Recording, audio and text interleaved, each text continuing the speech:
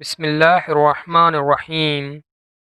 السلام علیکم میرے پیارے محترم ناظرین، پہلی دفعہ جو چینل پہ آئے ہیں چینل کو سبسکرائب کر دیں، ساتھ گھنٹی کے نشان کو لازمی دبا دیں۔ آج آپ کو حضرت ایوب علیہ السلام کی دعا مبارک میں بتاؤں گا۔ پیارے بہن بھائیو، ویڈیو لاسٹ تک دیکھیے گا۔